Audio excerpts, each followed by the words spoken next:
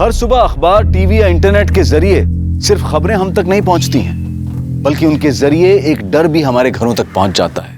डर कि इस बार किस मासूम बच्ची, लड़की या औरत को किसी हैवान की हवस का शिकार बनना पड़ेगा। लड़कियों के साथ रेप और रेप के बाद उनकी दर्दनाक हत्या एक महामारी की तरह हमारे समाज में फैलती जा रही है, और कोई नहीं जानता कि इस महामारी का अगला शिकार कौन सी मासूम लड़की बनेगी। क्या लड़कियों को बंदिशों में रखकर हम इस खूनी खेल को खत्म कर पाएंगे, या फिर इस महामारी का इलाज कुछ और ही है?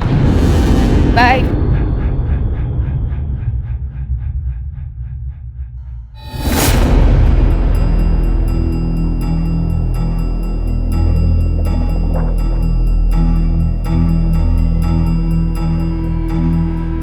नेहा,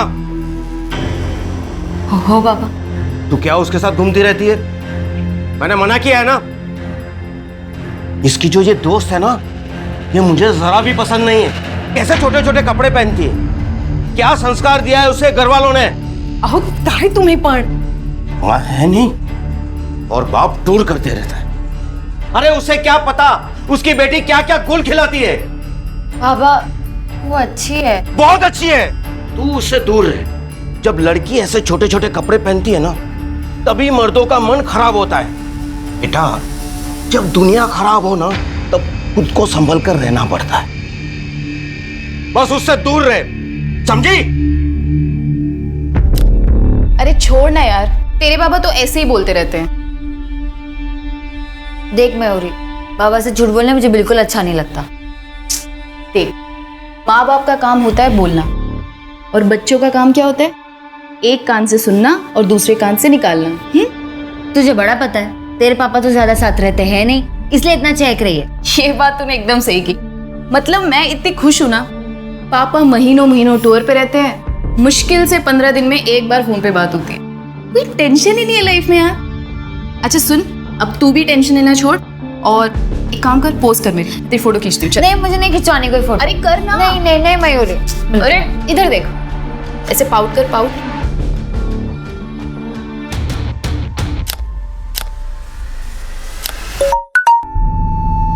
एक मिनट। हाँ, अच्छा चल मैं आती हूँ। अरे अरे, कहाँ चल दी मेरी बुलेट ट्रेन? अरे आ रही हूँ यार।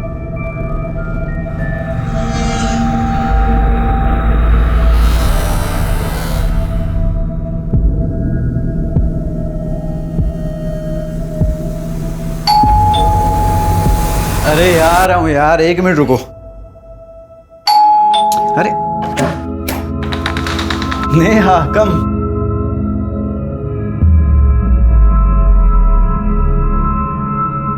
अरे ये क्या कर रहे हैं आप? अरे जब तुम मेरे सामने होती हो तो मैं अपने आप को कंट्रोल कैसे कर सकता हूँ? आप जानते हो ना मैं आपसे कितना प्यार करती हूँ। अब जब प्यार करती है तो फिर प्यार करने देना।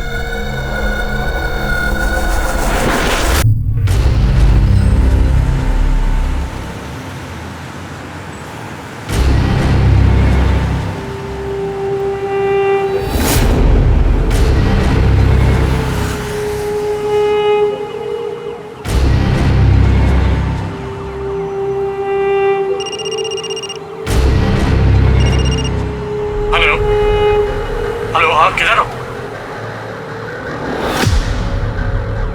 ओ हेलो, इधर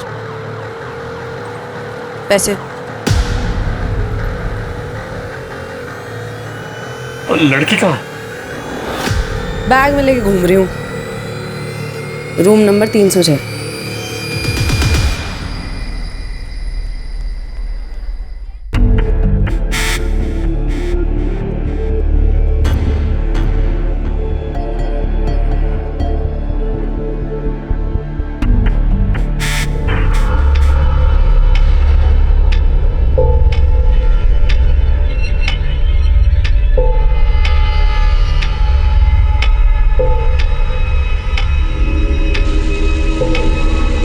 अरे कोई है?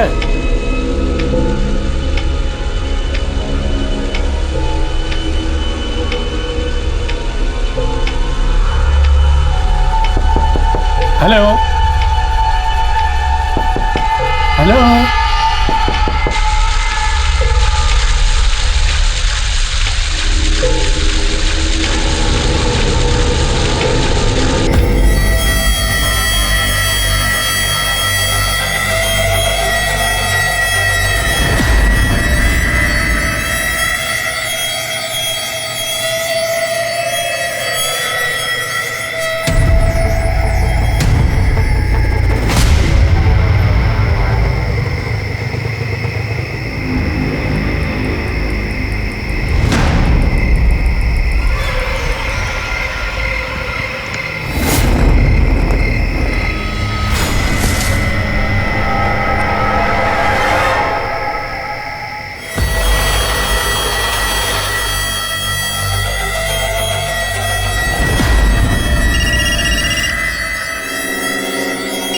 ये देख।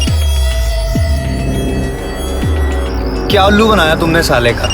अबे उल्लू तो इसे भगवान ने बना के भेजा है, मैंने तो सिर्फ इसके उल्लू होने का फायदा उठाया है। बीवी को बच्चे के साथ घर में छोड़ के आते हैं और बाहर बेबी बेबी करते घूमते हैं। इनके साथ तो यही करना चाहिए।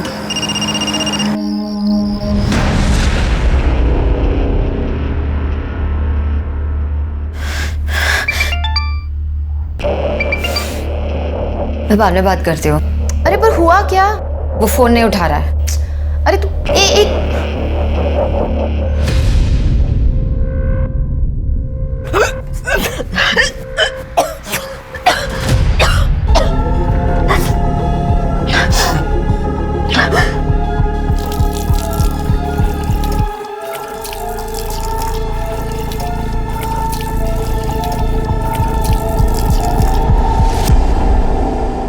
माता पिता अपने बच्चों को अच्छी परवरिश, अच्छे संस्कार देने की पूरी कोशिश करते हैं, लेकिन कई बार वो बच्चों को अनुशासन के नाम पर इतना बांध देते हैं कि बच्चों के पास उस बंधन को तोड़ने के अलावा और कोई रास्ता नहीं बचता। बच्चे उस बंधन से मुक्त होकर खुली हवा में सांस लेने के लिए जोर लगाते हैं, और जब इंसान अपनों से दूर होता जाता है तभी वो मुसीबत के करीब आ जाता है।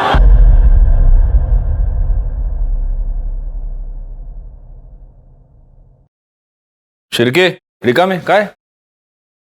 क्या देख रहे हो? सर वो चंद्रयान 2 के विक्रम लैंडर का कनेक्शन इसरो से टूट गया है। ओह, कोई बात नहीं। अरे हम हिंदुस्तानी लोग हैं, टूटे हुए कनेक्शन जोड़ लेते हैं, अगली बार मिशन सक्सेसफुल हो जाएगा। क्या रिका में? इंस्पेक्टर साहब, हमें बड़े साहब से मिलना है। सर, हमारी बेटी नेहा पता नहीं कहाँ चली गई है। वो सुबह ही निकल गई थी कॉलेज के लिए, अभी तक वापस नहीं आई। हो सकता है वो अपने किसी दोस्त के साथ हो। नहीं नहीं साहब, मैंने उसकी सारी सहेलियों को फोन किया है। आने दो उसे, उसकी खबर लेता हूँ। वो पूजा के साथ भी नहीं है, हो सकता है मयूरी के साथ हो। मैं उसे फोन करके देखती हूँ। मयूरी के साथ ही होगी। कितनी बार मना किया है उसे। नहीं आंटी, नेहा तो आज कॉलेज ही नहीं आई। सर, उसका फोन भी बंद है। शिरके एक काम करो, इसकी लास्ट कॉल ट्रेस करो और कॉलेज और घर के बीच जितने भी पुलिस स्टेशंस और हॉस्पिटल्स हैं वहां पता करो। हो सकता है कोई एक्सीडेंट हो गया। साहब, मेरी बेटी को ढूंढ दीजिए, रात हो गई है, उसे अंधेरे से बहुत डर लगता है। Room number 306। पैसे भी मिल जाएंगे। एक बार जरा चीज तो देख लूं। बॉस, जो लड़की आपने मेल में फाइनल की थी ना, वो लड़की आपका कमरे में वेट कर रही है। अब ना तो मैं आपकी बहन हूँ और ना आपकी साली, जो आपका हाथ पकड़ के आपको लड़की के कमरे तक लेकर जाऊं। तू मेरा हाथ पकड़ के नहीं लेके जाएगी, लेकिन मैं तेरा हाथ पकड़ के लेके जाऊंगा। क्या कर रहे हो? ये क्या कर रहे हो? हाथ छोड़ो मेरा, छोड़ो मेरा। ये क्या तमाशा लगा रखा है? चुप। लड़की के साथ आप चला, पता कहाँ है? अरे ऊपर आ। बहुत भारी पड़ेगा, गलत काम खुद कर। अरे चुप। पता कहाँ है लड़की है? पता कहाँ है? उल्लू बनाती लोगों को है। देखो सर, मैं कोई उल्लू उल्लू नहीं बना रही थी। अरे साहब, बहुत चालू लड़की है। अभी पिछले हफ्ते इसने मेरे साले को चूना लगा दिया। कैसा सगा है रे तू? तेरा खुद का साला घर में बीवी छोड़ के बाहर मुंह मारता फिर रहा है और तू उसके लिए फैंटम बन रहा है। शर्म नहीं आती तुझे? पुलिस स्टेशन में बकवास नहीं। देखो सर, मैंने कुछ गलत नहीं किया है, और अगर किया है ना तो सिर्फ समाज सेवा। समाज सेवा नहीं, फ्रॉड किया है तुमने पैसे लिए उससे। लेकिन सबूत कहाँ है? इसके पैसे तो इसकी जेब में पड़े हैं, और ले भी लिए होते ना तो मैं तो कोर्ट में मुकर जाती। कैश में बिजनेस नहीं करना चाहिए किसी के साथ। तुम सिखा रही हो मैं कानून। देखो मैडम, अगर कानून सिखाना होता ना तो सबसे पहले ये कहती कि एक लड़की को आप इतनी रात को पुलिस स्टेशन में नहीं रख सकते। सुन, साहब ने वार्निंग देके छोड़ा है तुझे, आइंदा कुछ गलत काम मत करना। मैं गलत नहीं कर रही होती, मैं समाज सेवा कर रही हूँ। Sorry sorry. हाँ सुन, इनकी बच्ची को कुछ हुआ है क्या? तुझे क्या करना है? ऐसे क्या बोल रही है? माँ बाप है, माँ बाप सबके बराबर होता है। चल निकल। हाँ जा रही हूँ। निकल। सर, नेहा के फोन लोकेशन के हिसाब से उसका फोन उसके कॉलेज के एरिया में ही बंद हो गया। इसका मतलब वो कॉलेज गई थी और वहां से ही गायब हुई है। एक काम करो, कॉलेज एरिया के आसपास जितने भी सीसीटीवी कैमरास हैं उन सबकी फुटेज निकलवाओ। और उसके माँ बाप अभी भी यहीं बैठे हुए हैं क्या? जी। उनको बोलो कि प्लीज घर चले जाए। Okay sir.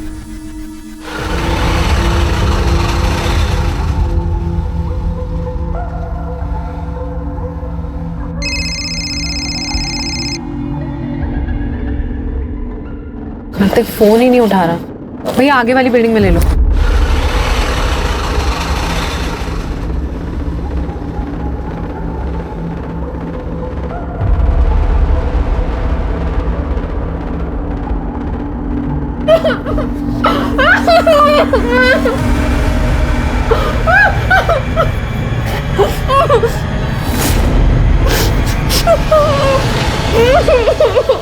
खबरदार जो तूने से दोबारा हाथ भी लगाया तो।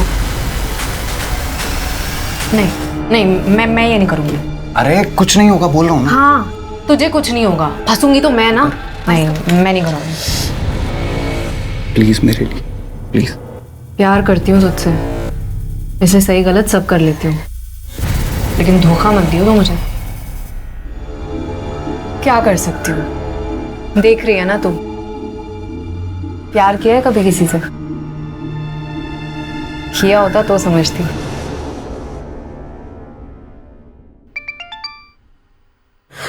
नेहा, नेहा, कहाँ हो तुम? तू ठीक तो है ना? हाँ नेहा बिल्कुल ठीक है, और जब आप मेरी बात मानेंगे तो आगे भी ठीक ही रहेगी। कौन कौन बोल रहा है? अरे अंकल, मेरा इंट्रो लेके क्या करोगे? 30 लाख चाहिए मुझे। 30 लाख मेरे, बेटी आपकी। कौन है? कल दोपहर 2 बजे घोड़बंदर रोड पे।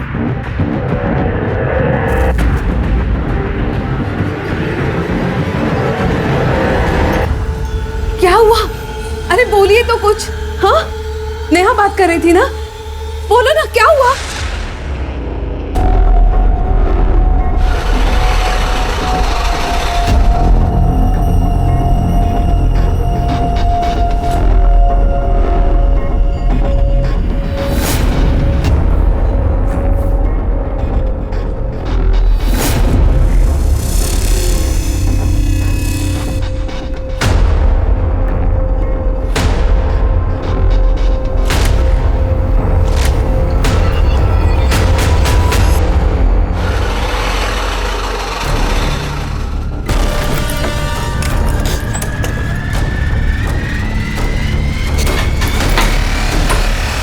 क्या हुआ? पुलिस थी। तेरे बाप ने बुलाई है ना पुलिस?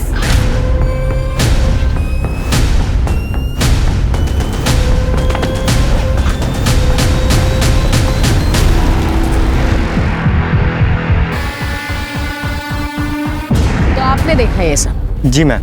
आपका नाम क्या है? राधे श्याम। राधेश्याम, आप क्या कर रहे थे उस वक्त यहाँ पे? मैडम, हम लोग यहाँ से गुजर रहे थे तो यहाँ देखा कि ये बैग पड़ा हुआ है। पास आके देखा तो इसमें खून लगा था, इसलिए पुलिस को फोन किया। लगता है काफी दिन तक बंद रखा गया था इसे। हमें बैग भी काफी पुराना है, मुझे नहीं लगता कुछ पता चलेगा इससे। एक काम करो, फॉरेंसिक को इन्फॉर्म करो और इसकी फैमिली को भी।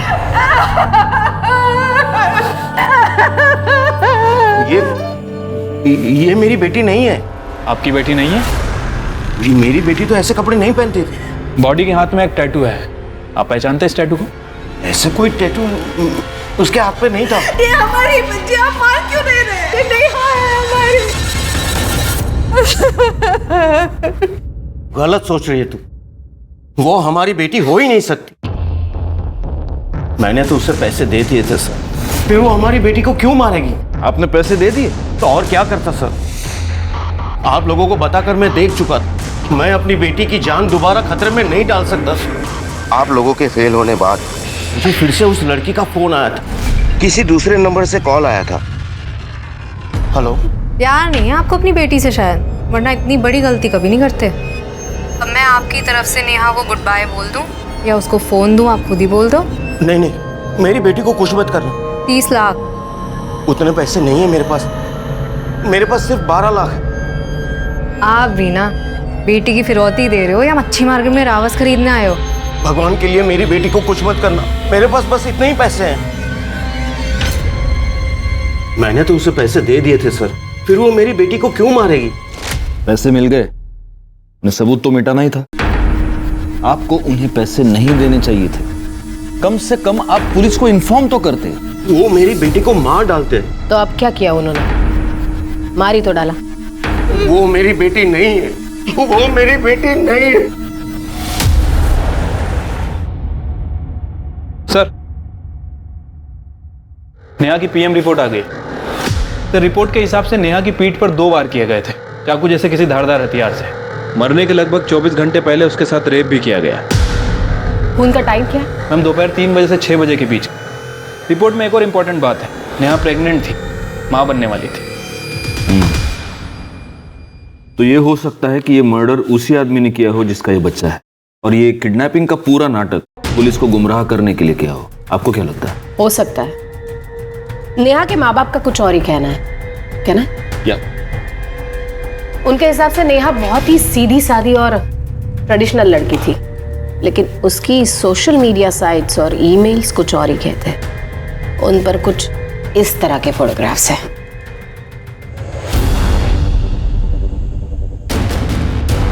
और नेहा डेटिंग साइट पर भी थी। एक लड़के से उसकी खास बातचीत होती थी, कार्तिक, जिसका आईपी एड्रेस निकलवाया गया है। एक बात बताओ शिरके, नेहा के मर्डर के बाद उसके लास्ट कॉल डिटेल्स और फोन लोकेशन के बारे में कुछ पता चला?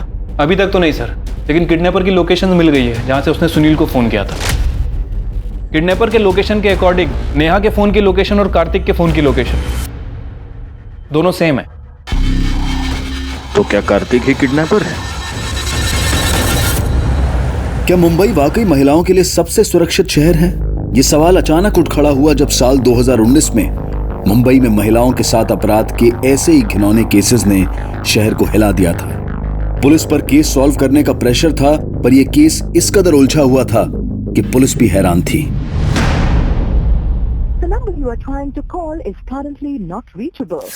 कार्तिक कहाँ रह गया यार?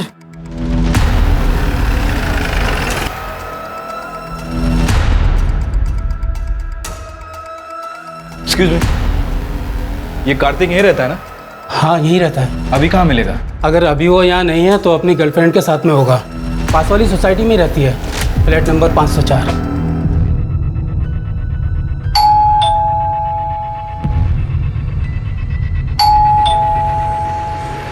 निम्पी? हाँ जी।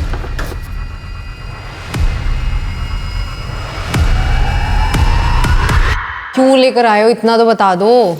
सर सर सर सर, मैंने कुछ नहीं किया है सर। अब क्यों लेकर आए हो मुझे यहाँ पे? तुमने नेहा को किडनैप किया और उसके पिता को ब्लैकमेल कर रही थी। क्या क्या क्या क्या बोल रहे हो आप? Blackmailing, kidnap? मुझे कुछ नहीं पता, मैंने कुछ नहीं किया। झूठ मत बोलो। कार्तिक बॉयफ्रेंड है ना तुम्हारा? कार्तिक ने नेहा से डेटिंग ऐप पर फ्रेंडशिप की थी, चैट करते थे वो। नेहा के मोबाइल पर लास्ट मैसेज कार्तिक के मोबाइल से, और उस दिन नेहा के मोबाइल से जो रैंसम कॉल्स आ रहे थे ना, वो तुम्हारे लोकेशन के थे। कार्तिक ने दोस्ती की, मैसेज किसने किया? कार्तिक ने। तो अब डिम्पी को क्यों उठाकर ले आए हो? मैं तो खुद कार्तिक को ढूंढ रही हूँ, पता नहीं कहाँ चला गया। कार्तिक की लोकेशन ट्रेस हो गई है, जयपुर में है वो। जयपुर? वहां तो उसकी मामी रहती है।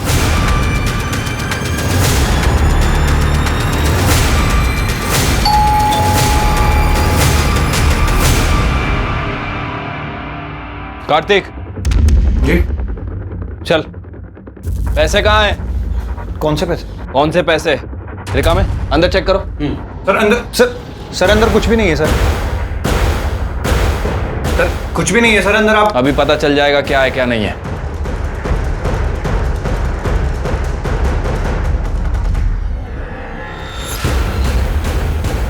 सर ये बैग मिला अंदर, उसमें काफी सारा पैसा है। क्या ये? सर ये मेरे नहीं है सर। तेरे नहीं है? ले चलो इसे। ये मेरा नहीं है सर। सर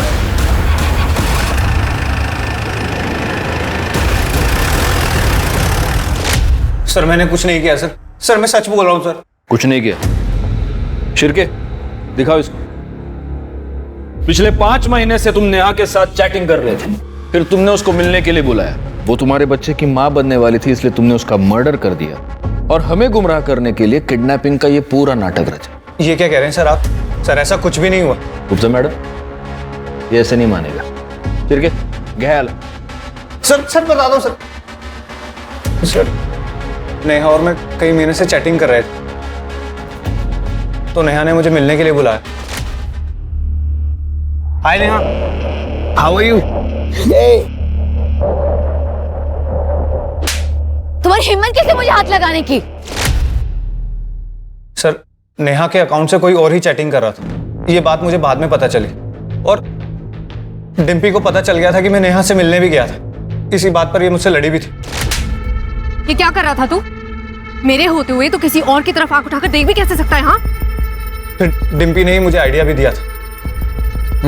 ना पैसे चाहिए, तेरी आइटम को किडनैप करते। क्या क्या बकवास कर रहा है? सर मुझे कुछ नहीं पता, ये झूठ बोल रहा है। नाटक नहीं, मुंह बंद कर अपना। सर मैं नेहा को सॉरी बोलने के बहाने उसके कॉलेज के बाहर भी गया था sir. Neha, I am sorry, वो शायद तुम्हारे अकाउंट से कोई और चैट कर रहा था तो मुझे पता नहीं लगा। इट्स ओके, कोई बात नहीं। ऐसे नहीं, तुम्हें पहले ही आइसक्रीम खानी पड़ेगी, तभी मुझे पता लगेगा कि तुमने मुझे माफ कर दिया। अरे इसकी क्या जरूरत? अरे नहीं, तुम्हें खानी ही पड़ेगी। ये लो। क्या अभी?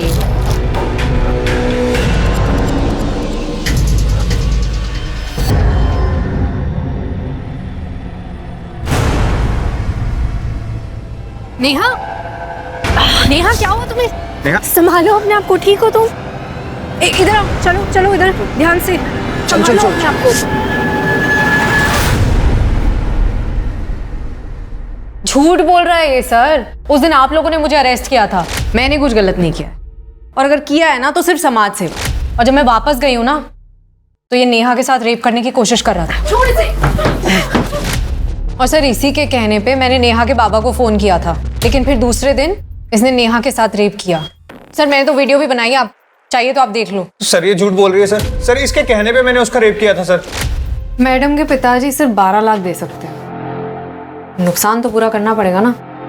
तुझे बंदी चाहिए थी ना, जायश कर।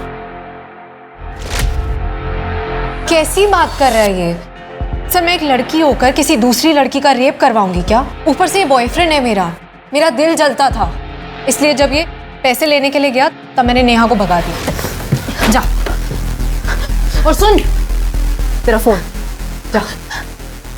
कितना भड़का था ये मेरे ऊपर सर। तूने उसे भगा दिया? अरे तू पागल हो गई है क्या यार? मैंने उसके साथ रेप किया था, मैं मारा जाऊंगा। और फिर सर पैसे मिलते ही इसने नेहा को मार दिया। सर मैंने सच में कुछ नहीं किया, ये झूठ बोल रही है सर। सर मैंने तो इसे कहा था तू मेरे पैसे भी ले ले और उस लड़की को खत्म कर दे, और मुझे जैसे ही पैसे मिले मैं अपनी मामी के घर चला गया। वो खून इसी ने किया सर, इसी ने खून किया था। झूठ बोल रहा है, मेरा इस चीज से कोई लेना देना नहीं है सर। इसने वादा किया था कि ये मुझे पैसे देगा, लेकिन इसने पैसे नहीं दिए तो मैं अपना बिजनेस करने चली गई। आपको चाहिए तो आप उस क्लाइंट से पूछ लो जिसको मैंने उस रात चूना लगाया था। तुम दोनों कहानियां बहुत अच्छी सुनाते, अब इल्जाम एक दूसरे के सर पे डाल रहे हो। हाँ गुप्ता मैडम, जब तक ये दोनों सच ना बोले दोनों को अंदर लेके फोड़ते रहो। सर पहली नजर में ये केस बिल्कुल ही ओपन एंड शट केस लग रहा था। डिम्पी और कार्तिक ने पैसों के लिए कार्तिक ने उसका बलात्कार किया, और फिर पैसे मिल जाने के बाद दोनों ने मिलकर, या फिर सिर्फ कार्तिक ने नेहा की जान ले ली। डिम्पी ने जिस क्लाइंट की ठगी की बात की, पुलिस ने जब उससे पूछताछ की तो वो बिल्कुल ही मुकर गया और बोला कि हत्या वाली रात वो डिम्पी से मिला ही नहीं था। पुलिस को पक्के तौर पर लग रहा था कि डिम्पी झूठ बोल रही है। पुलिस के पास 2 प्राइम सस्पेक्ट थे और उन्हें पूरा भरोसा था कि उन दोनों में से एक ही नेहा का खूनी है। लेकिन नेहा की कहानी खुलने के साथ अभी कुछ ऐसी परतें खुलनी बाकी थी जिससे ये केस पूरी तरह से उलझने वाला था। नेहा ने उस दिन फोन किया था मुझे। हेलो मयूरी, मुझे बहुत डर लग रहा है, मैं अपने घर के बाहर हूँ, घर के अंदर जाने की बिल्कुल हिम्मत नहीं हो रही है। पापा मुझे जान से मार देंगे, तो प्लीज मेरे पास आ जा अभी। नेहा ने वेस्टर्न ड्रेस पहनी हुई थी और उसे बहुत डर लग रहा था कि इस हाल में अगर वो घर जाएगी तो उसके पापा उसे जान से मार देंगे। उन्हें लगेगा कि उसकी किडनैपिंग और उसका रेप उसकी खुद की वजह से हुआ है। सर उसके पापा बहुत गुस्से वाले हैं। ऐसा क्या कहते थे वो? अरे नेहा लेट हो रहा है यार, जल्दी कर। हाँ आई। तू बिना 5 मिनट रुक नहीं सकती। आई मी ये से। लेकिन उसके पापा ने उसे कभी जीने ही नहीं दिया। क्या तुम्हें पता था नेहा प्रेग्नेंट थी? उसके बॉयफ्रेंड का नाम क्या है? मैम वो नहीं पता, और मैंने उससे बहुत बार पूछा भी, पर वो हमेशा टाल देती थी। तुम्हें पता है वो किस डॉक्टर के पास जाती थी? डॉक्टर कदम। मैडम, ओ खूबसूरत वाली मैडम, सुनो ना, बात करनी है, आओ तो।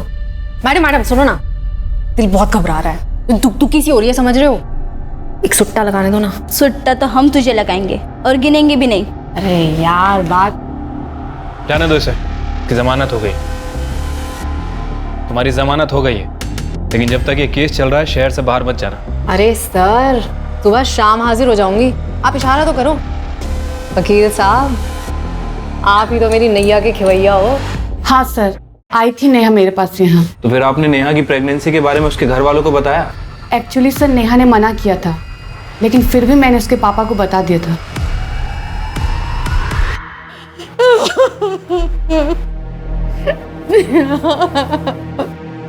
नहीं, मैं वहां नहीं बैठूंगा। ये मेरी बेटी नहीं है, वो मेरी नेहा नहीं है। मेरी बेटी जिंदा है, मेरी नेहा जिंदा है।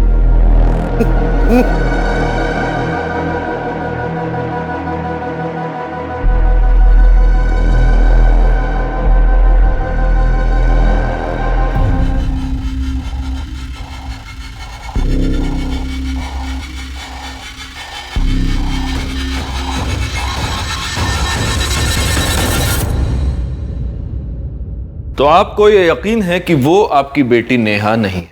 वो मेरी बेटी नहीं थी। क्यों? मेरी बेटी ऐसे कपड़े नहीं पहनती। फिर तो आपको ये भी पता नहीं होगा कि वो प्रेग्नेंट थी। नहीं, वो मेरी बेटी नहीं थी। मेरी बेटी ऐसी नीच हरकत नहीं कर सकती थी। वो आपकी बेटी ही थी, और ये बात आप भी जानते थे।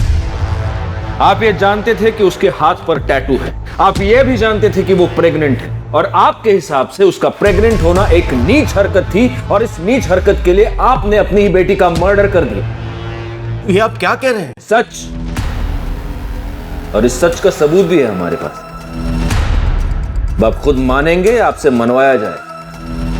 हाँ, मुझे पता था, लेकिन मैं क्या करता? मेरा मन तो अभी भी मानने के लिए तैयार नहीं है कि मेरी बेटी ऐसा कुछ कर सकती है। वो आपकी बेटी ही थी। मयूरी के कहने पर और उसकी कॉल लोकेशन से ये पता चलता है कि नेहा उस रात घर से बाहर थी। हो सकता है वो घर पर आई हो, आपको गुस्सा आया हो, और गुस्से में आपने उसे मार दिया। नहीं, मैंने ऐसा कुछ नहीं किया। बिल्कुल ऐसे ही किया।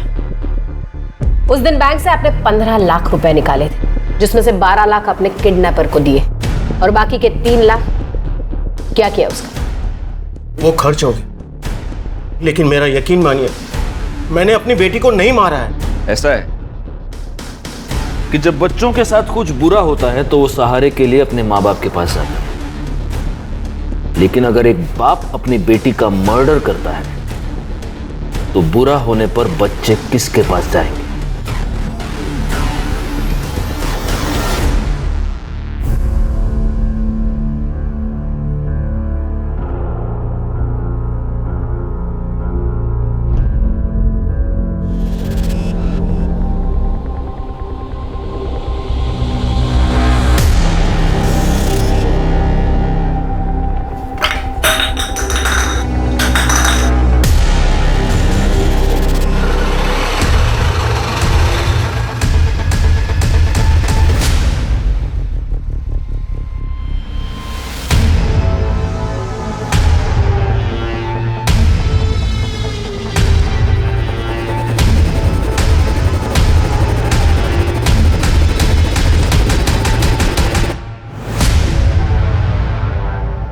ये देखिए सर, आदमियों को लूटते लूटते ये तो एटीएम लूटने चली गई।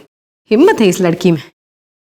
गलत काम करने के लिए हिम्मत नहीं लगती, सही काम करने के लिए, सच के साथ खड़े होने के लिए हिम्मत लगती है। सर, नेहा के कॉल रिकॉर्ड में जितने भी नंबर थे मैंने सभी पे बात की। नेहा ज़्यादातर लोगों से नॉर्मली बात करती थी, लेकिन सर उसके फ़ोन रिकॉर्ड में एक ऐसा नंबर है जो 2 हफ्तों से बंद है। 2 हफ्ते पहले नेहा और उस नंबर पे बहुत ज़्यादा बातें हुई। इसका नंबर किसी अमन शिंदे के नाम रजिस्टर्ड है। उसका एड्रेस निकलवाओ। सर उसके मुंबई वाले एड्रेस पे मैंने पता किया है, 2 हफ्ते से वो घर नहीं आया है, पुणे का रहने वाला है।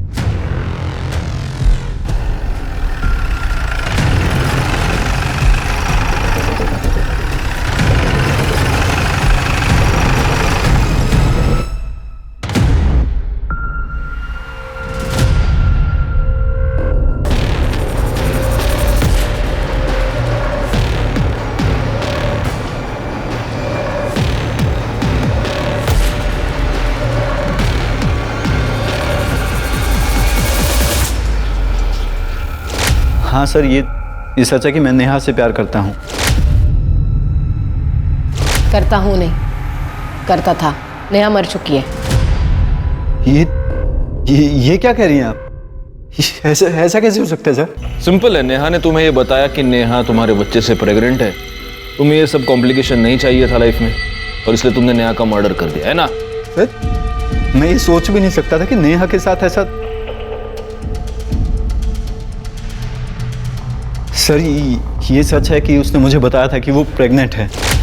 नेहा, कुछ नहीं होगा, मैं हूं ना। अमन, मुझे कुछ समझ नहीं आ रहा। अगर बाबा को पता चल गया कि मैं प्रेग्नेंट हूँ, मुझे जान से मार देंगे। कुछ नहीं होगा, मैं खुद तेरे बाबा से बात करूंगा, ठीक है? हमारी शादी के लिए। तो नेहा से शादी का वादा करके तुम भाग गए, और ऐसे भागे कि अपना फोन भी बंद कर दिया। सर, मैं भागा नहीं था। मेरी आई की तबीयत बहुत ज़्यादा ख़राब हो गई थी, इसलिए मैं चला गया था। और जाने से पहले मैंने बहुत लोगों से पैसे उधार ले रखे थे। उनकी बार बार कॉल आ रही थी, इसलिए मैंने फ़ोन बंद कर रखा था। सच तो ये है कि जब तुम्हें पता चला नेहा प्रेग्नेंट है, तुम उसे छोड़कर भाग गए। फिर तुम्हें ये पता चला कि नेहा डेटिंग साइट पर किसी और के साथ चैट करी, और गुस्से में आकर, मौका देखकर तुमने नेहा का खून कर दिया। मेरी नेहा कभी किसी डेटिंग ऐप पर जा ही नहीं सकती थी। ये सब उस मयूरी के काम है। हमेशा बहन जी बोल के उसे ब्रेन वॉश करती थी। इनफैक्ट वो तो हमेशा मुझे कॉल करती रहती थी, कहती थी कि मैं तुमसे प्यार करती। लेकिन सर, मैंने नेहा के अलावा कभी किसी और की तरफ आंख उठाकर देखा भी नहीं। सर, अमन का कहना सही था। सर, जिस आईपी एड्रेस से नेहा का डेटिंग अकाउंट एक्टिव था, सर वो आईपी एड्रेस मयूरी के नाम रजिस्टर्ड है। और सर, मयूरी के फोन रिकॉर्ड से यह पता चला है कि मयूरी बार बार अमन को फोन करती थी। इतना ही नहीं सर, उसकी लोकेशन के हिसाब से यह पता चला है कि जिस दिन नेहा का मर्डर हुआ, उस दिन उसके फोन की लोकेशन नेहा के घर के आसपास थी। हाँ, मैं उसकी डेटिंग प्रोफाइल हैंडल करती थी, क्योंकि मैं चाहती थी कि वो लाइफ में थोड़ा फन करे और किसी लूजर के लिए अपनी लाइफ बर्बाद ना करे। नहीं, तुम ये चाहती थी कि नेहा की सेटिंग किसी और के साथ हो जाए, क्योंकि तुम खुद अमन से प्यार करती थी। नहीं सर, ऐसा कुछ नहीं है। ऐसा ही है। नेहा एक ट्रेडिशनल फैमिली की लड़की थी, लेकिन तुमने उसे बहन जी करके मॉडर्न बनना सिखाया, उसे मॉडर्न कपड़े पहनना सिखाया। डेटिंग साइट पर तुमने उसे रजिस्टर किया। तुम हमें यह बताती रही कि तुम ये नहीं जानती थी कि नेहा किसके साथ डेट कर रही है, जबकि सच्चाई ये है कि तुम बिल्कुल जानती थी। हाँ सर, आप सच कह रहे हैं। नेहा जो थी मेरी वजह से थी। मैंने उसे मॉडर्न बनाया, उसे अच्छे कपड़े पहनना सिखाया, उसे स्मार्ट बनाया। तो फिर अमन उससे प्यार कैसे कर सकता था?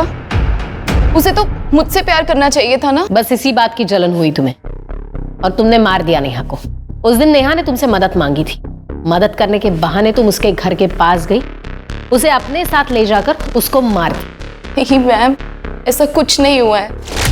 मैं उसके घर गई जरूर थी, पर वो वहां थी ही नहीं, और मुझे लगा कि वो अपने घर चली गई है। उसके पापा की वजह से मैं उसके घर नहीं जाना चाहती थी। मैं चाहता हूं कि मैं तुम्हारी इस कहानी पर यकीन कर सकूं, लेकिन मुझे इतना सा भी यकीन नहीं।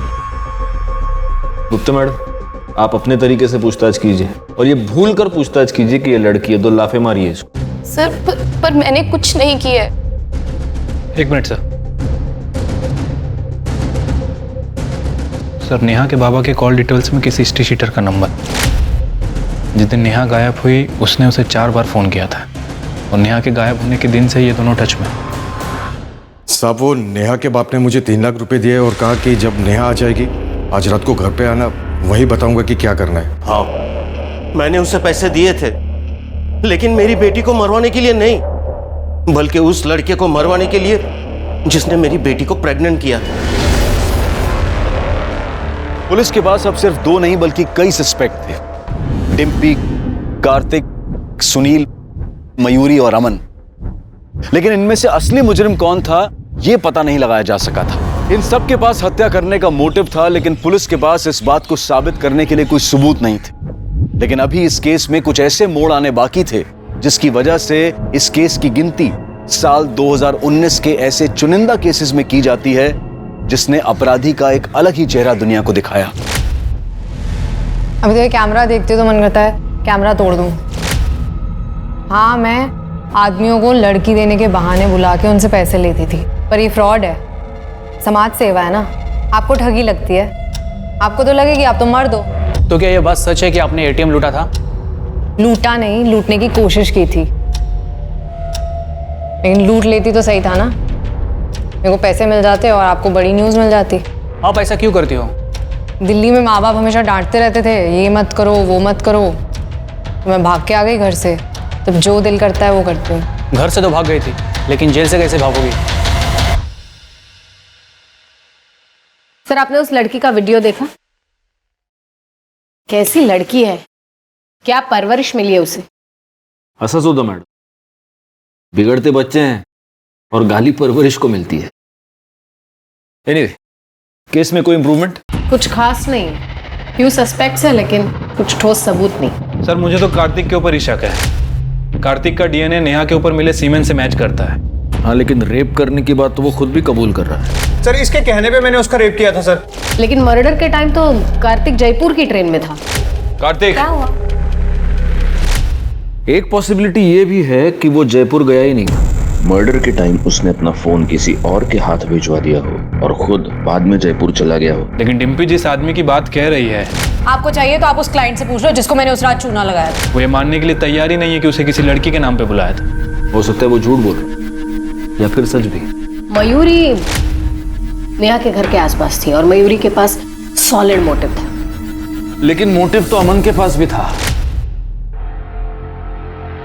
नेहा उस दिन अपने घर के पास आई, वहां से उसे कोई ले गया, उसका मर्डर किया, उसकी बॉडी को एक सूटकेस में भरा और उसके घर से 4 किलोमीटर दूर जंगल एरिया में उसकी बॉडी को फेंकवा दिया। अब जिसने भी ये किया है वो चलकर तो वो लास्ट 4 किलोमीटर दूर नहीं ले गया होगा, उसने जरूर किसी व्हीकल का इस्तेमाल किया होगा। और अपने जितने भी सस्पेक्ट्स, डिम्पी, मयूरी, सुनील, कार्तिक और अमन, इनमें से किसी के भी पास गाड़ी नहीं। हो सकता है कि पब्लिक ट्रांसपोर्ट का इस्तेमाल किया हो। एक काम करना शिरके, ये जितने भी प्राइम सस्पेक्ट्स हैं उन सब के घर के बाहर जितने सीसीटीवी कैमरास हैं उन सब की फुटेज निकलवाओ पिछले 1 हफ्ते की। सर, सभी सस्पेक्ट के घर के बाहर की सीसीटीवी फुटेज आ गई, लेकिन डिम्पी के घर के बाहर की सीसीटीवी कैमरे में प्रॉब्लम है। पिक्चर क्वालिटी साफ नहीं है सर। सुनील के घर के बाहर कोई सीसीटीवी कैमरा नहीं था, बाकी के लोगों के घर के बाहर था, ये वहाँ की फुटेज है। पिछले 7 दिनों से सभी सस्पेक्ट ऑटो का इस्तेमाल कर रहा है। ये देखिए सर, जिस दिन नेहा का मर्डर हुआ उस दिन डिम्पी ने भी ऑटो लिया, यहाँ तक कि कार्तिक और मयूरी ने भी। मयूरी ये कह सकती है कि वो ऑटो से नेहा को ही मिलने गई थी, डिम्पी अपने किसी क्लाइंट से और कार्तिक स्टेशन। ये सभी के सभी अपने डिफेंस में ऐसा कुछ कह सकते हैं। हमें कोई और पुख्ता सबूत चाहिए। सीसीटीवी में इनमें से कोई वो बैग ले जाता हुआ भी नहीं दिख रहा जिसमें बॉडी मिली थी।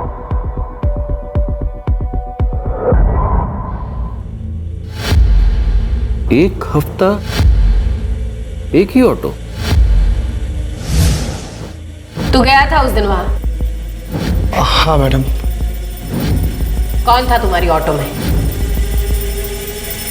तुम्हें वो ऑटो वाला याद है जिसे तुमने मंथली किराया देकर रखा? तुम जहां भी जाती हो उसी की ऑटो से जाती हो। लड़कियां सप्लाई करने के नाम पर जब तुम लोगों को उल्लू बनाती हो तभी भी वही ऑटो यूज करती हो। जब तुम एटीएम लूटने जाती हो तभी भी वही ऑटो यूज करती हो।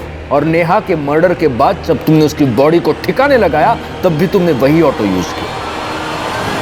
तुम्हें यहां बुलाने से पहले उस ऑटो वाले को बहुत तोड़ा और उसने सब कुछ बोल दिया, तो अब तुम भी बोल दो, वैसे भी बड़बड़ करने का बहुत शौक है। मैं नेहा को मारना नहीं चाहती थी, वो तो कार्तिक डर गया था। वो बोल रहा था कि पुलिस उसे कुत्ते की तरह मारेगी। उसने मुझे ऑफर भी किया कि उसके हिस्से के 6.5 लाख मैं रख लूं, लेकिन नेहा को रास्ते से हटा दूं। और डिम्पी का सिर्फ एक भगवान है, पैसा। मुझे नेहा को किसी भी कीमत पर मारना था। नेहा की किस्मत खराब थी कि मुझे घर के बाहर ही मिल गई। ओए, यहाँ क्यों खड़ी है? फिर से किडनैप होने का इरादा है क्या? नहीं, मैं इन कपड़ों में घर नहीं जा सकती। किस्मत अच्छी है आज तेरी।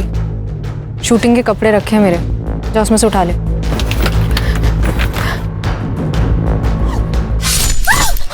मुझे मालूम था आप लोग सीसीटीवी चेक जरूर करोगे, इसलिए मैंने ऑटो वाले से लाश को ठिकाने लगाने के लिए बैग मंगवाया। शर्म आनी चाहिए तुम्हें। खुद एक लड़की होकर दूसरी लड़की का रेप करवाया तुमने।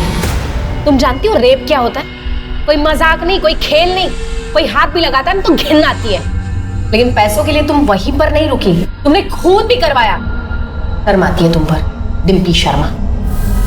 इस केस को मीडिया में बहुत उछाला गया। कैसे कोई अपनी दोहरी जिंदगी की वजह से मौत के साए में सो गया, कैसे आज हम इंटरनेट पर धड़ल्ले से दोस्त बनाते हैं, और कैसे कुछ लोगों को अपनी इस दोस्ती का बहुत बुरा अंजाम भुगतना पड़ा।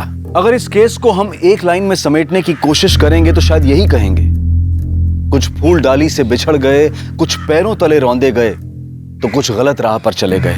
शायद नेहा के साथ ये सब होता ही नहीं अगर वो ऐसी दोहरी जिंदगी ना जीती, अगर उसके पिता सुनील उसे दुनिया से बचाने के लिए उस पर अनुशासन का पहरा लगाने की बजाय उसे एक दोस्त की तरह से प्यार से समझाने की कोशिश करते। शायद मयूरी को अपनी ही बेस्ट फ्रेंड के बॉयफ्रेंड से प्यार की उम्मीद लगाने की जरूरत नहीं पड़ती, अगर उसके पिता वक्त निकालकर उसे समझ सकते, समझा सकते। और शायद डिम्पी के हाथों इतना बड़ा पाप नहीं होता अगर उसके माता पिता उसे प्यार से सही रास्ते पर लाने की कोशिश करते।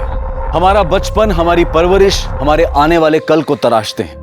आज दुनिया बहुत तेजी से बदल रही है, बच्चे, लड़के, लड़कियां सब बदल रहे हैं, और ऐसे में माता पिता उन्हें पुरानी धारणाओं में जकड़ कर नहीं रख सकते। उन्हें भी बदलना होगा, उन्हें दोस्ती करनी होगी अपने बच्चों से। अपने बच्चों को उन्हें सही और गलत का फर्क करना सिखाना होगा।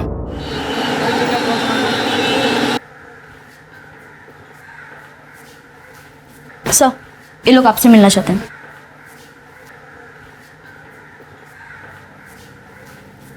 जी कहिए। सर हमारे साथ रेप हुआ है। व्हाट?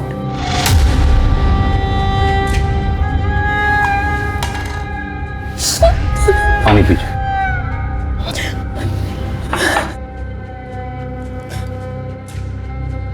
अब आराम से हिम्मत रखिए, बताइए क्या क्या हुआ। सर, सुनील अग्रवाल के घर पे हम नौकरानी का काम करते हैं। रोज की तरह आज भी साफ सफाई कर रहे थे और फिर। ओए मानसी। अच्छा, क्या आप इन्हें तुरंत पुलिस स्टेशन ले आए? इनका मेडिकल एग्जामिनेशन भी हो जाएगा। शर्मा मैडम, इन्हें हॉस्पिटल ले जाके इनका मेडिकल एग्जामिनेशन करवाइए। जी सर। पांडे सर, इनकी FIR लिख लो। और ये सुनील अग्रवाल, इसे जरा थाने बुलाओ।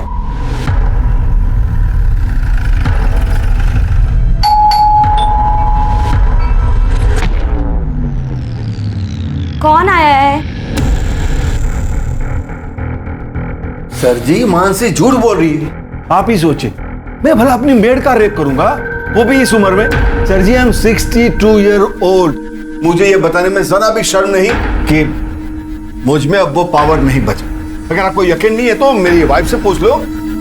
सर, ये एकदम सच बोल रहे हैं। देखिए, कौन सच बोल रहा है कौन झूठ, ये मेडिकल एग्जामिनेशन के बाद पता चलेगा। अरे अग्रवाल जी, आपको हमारे साथ चलना होगा। अरे ये क्या जबरदस्ती है? मिस्टर सुनील अग्रवाल और मानसी, आप दोनों की मेडिकल रिपोर्ट इस वक्त मेरे सामने है। मानसी की मेडिकल रिपोर्ट में साफ साफ लिखा है कि मानसी पहले से ही सेक्सुअली एक्टिव है। डॉक्टर्स का मानना है कि मानसी के प्राइवेट पार्ट्स में किसी भी तरह के सीमेन के कोई ट्रेसेस नहीं मिले। जहां तक मिस्टर सुनील अग्रवाल का सवाल है, उनकी मेडिकल रिपोर्ट के मुताबिक डॉक्टर्स का मानना है कि वो पेनिट्रेटिव सेक्स करने की क्षमता खो चुके हैं, यानी कि मेडिकली वो किसी का रेप नहीं कर सकते। सर, मैंने तो पहले ही कहा था कि आजकल की मेड ऐसी होती है, मोटी पार्टी देखी नहीं कि पैसे अट्ठे के चक्कर में रेप तक के झूठे इल्जाम लगा देती है। क्या मतलब है आपका? मेरी बहन झूठ बोलेगी? हाँ।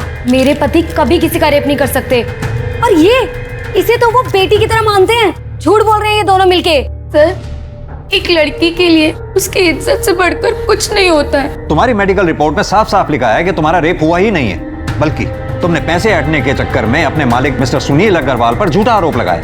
सर, ये गलत है। ये झूठ बोल रहा है आदमी। क्या झूठ है क्या सच है अभी पता चल जाएगा। यादव, सर जरा लेकर आओ उसे। Okay sir.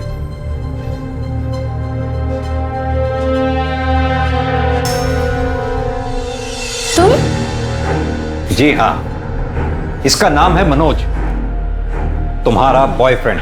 अब तुम खुद अपने भाई को बताओ कि मनोज और तुम्हारे बीच में शारीरिक संबंध है या नहीं। बोलो, क्या पूछना है इंस्पेक्टर साहब? संभालिए।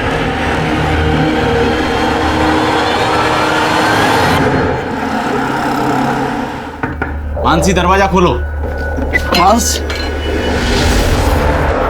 मानसी। भैया ये सच है, हमारा मनोज के साथ रिश्ता है, पर ये भी सच है कि हमारा बलात्कार हुआ था, लेकिन आपने और पुलिस ने हमारी बात नहीं मानी, हमको ही गुनहगार बता दिया। अब हम नहीं जीना चाहते। आपकी बहन मानसी।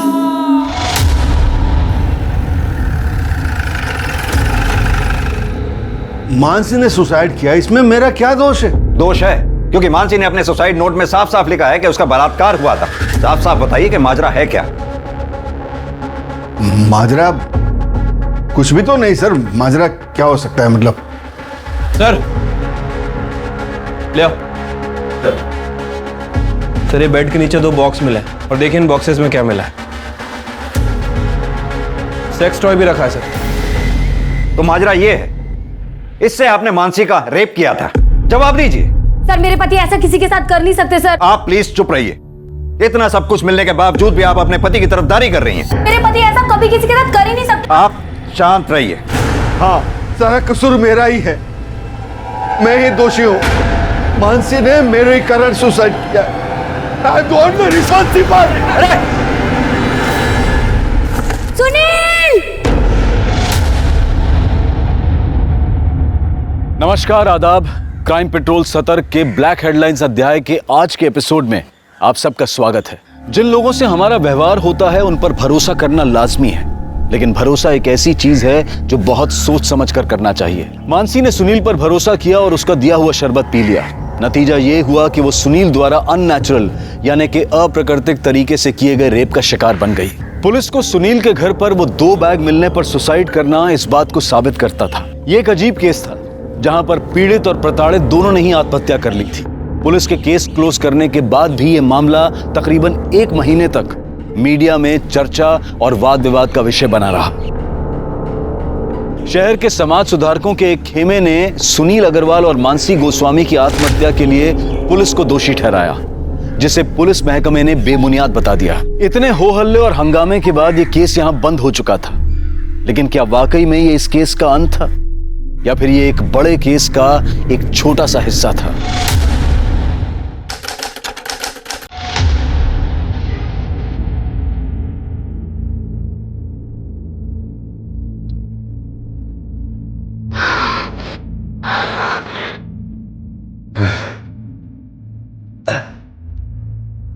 महिला, ये भूख तो तूने मिटा दी मेरी। हाँ? अब मेरी पेट की भूख भी मिटा दे। मैं अभी ना कर रहा था। हाँ? अपनी उम्र के हिसाब से आपको भूख कुछ ज्यादा नहीं लगती साहब जी? वो मेरी तो काम वाली नहीं है,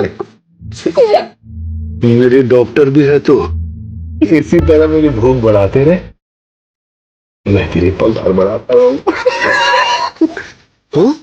यहाँ भी आया। हाँ? चलिए।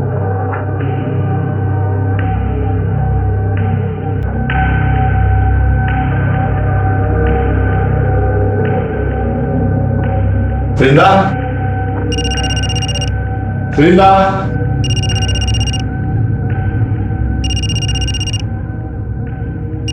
वृंदा, अरे कहां चली गई? साहब मैसेज चेक करो।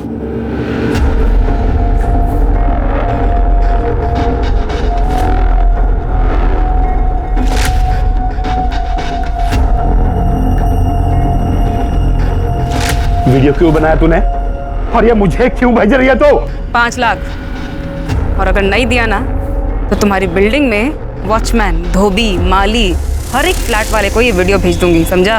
अच्छा तो तू 24 घंटे हैं तेरे पास, रखती हूँ।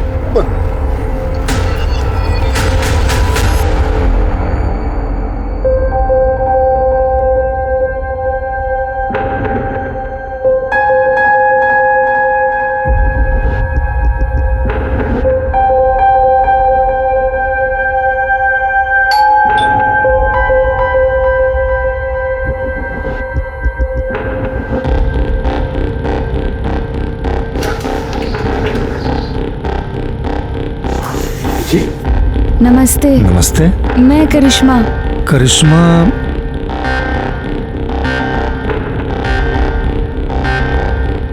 ओ हाँ हाँ करिश्मा, आ जाओ आओ, अंदर आओ बेटा। अरे खुशी, वो डोमेस्टिक हेल्प आ गई है करिश्मा, आओ बैठो बैठो।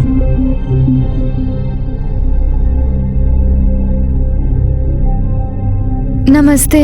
नमस्ते नमस्ते, बैठो।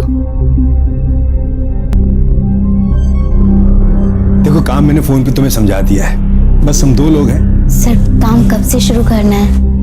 वो हम सोच रहे थे आज से ही कर देते। वो क्या है ना, हमारी माँ हमारे रहते दूसरों के घर में काम करती है, हमको अच्छा नहीं लगता। और वैसे भी हमारे भाई की भी तबीयत ठीक नहीं रहती, उसके पास कोई नहीं होता तो वो परेशान हो जाता है।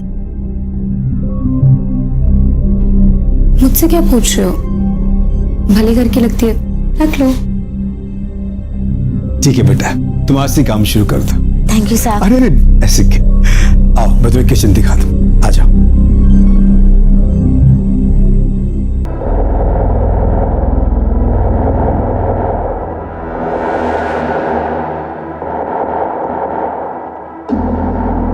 क्या बात है साहब, जल्दी इंतजाम कर लिए पैसे का।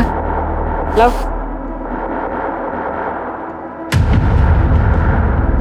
रब है ना, सब देख रहा है, तो तेरा भला नहीं होना कभी।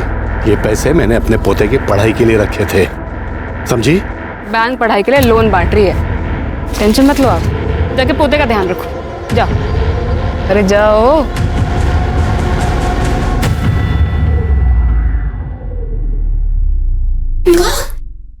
क्या हुआ रे? अरे क्या बात है? हाँ? ये देखो मैं आप लोगों के लिए क्या लेके आई हूँ। क्या लाई है? समोसा और जलेबी। पैसा कहाँ से मिला रे? अरे जिनके काम करती हूँ उन्होंने दिए। वो ना समोसा जलेबी खाएगा। ये देख। हे जंगली माई, तेरा नौकरी ऐसे ही चलत रहे, जिससे हमरे मोनू का इलाज और पढ़ाई भी निमह जाए, घर भी चलत रहे।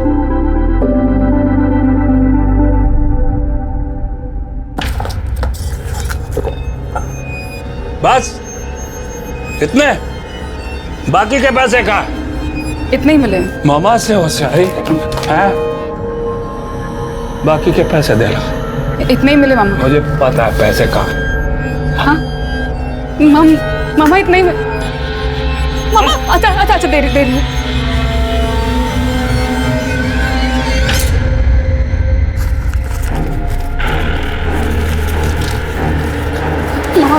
इसके मुझे भी दे दे।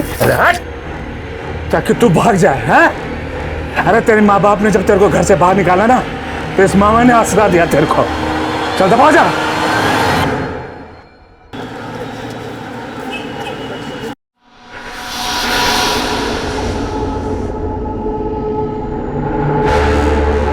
हाँ बस निकल रही हूँ मैं। आई। Okay bye.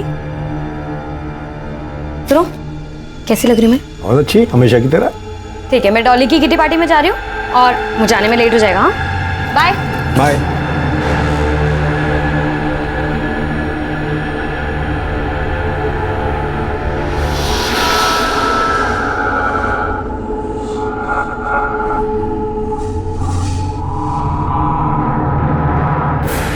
अरे करिश्मा बेटा, ये जूस पी लो। नहीं साहब। कितना काम करती हो तुम, इसके पीने से तुम्हें ताकत मिलेगी। लो बेटा लो। अरे लो, पियो। शाबाश।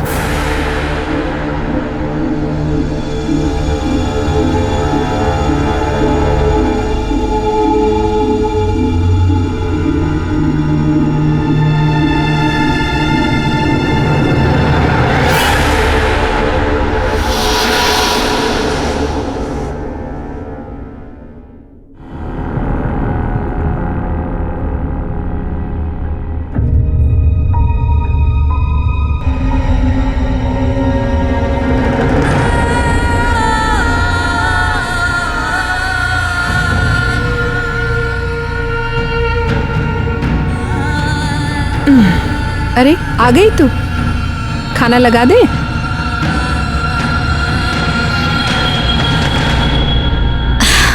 करिश्मा, क्या हुआ बेटा? तबीयत ठीक नहीं है का? चाय पिएगी? चाय बना दे? हाँ, हमारा कुछ भी खाने पीने का मन नहीं, हम कल से नौकरी पे नहीं जाएंगे। उन लोगों ने डांट दिया का?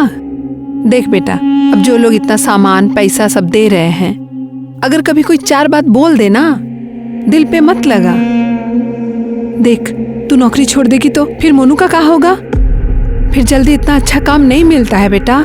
ये हमारी बात मानना, जो भी उन लोग कहे सब अनसुना कर दे, फिर ये सब ठीक हो जाएगा। तो काम पे नहीं जाएगी तो घर कैसे चलेगा रे?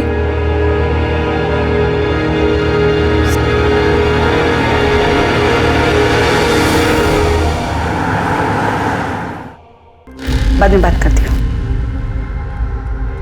बिल्कुल सही समय पे आई हो।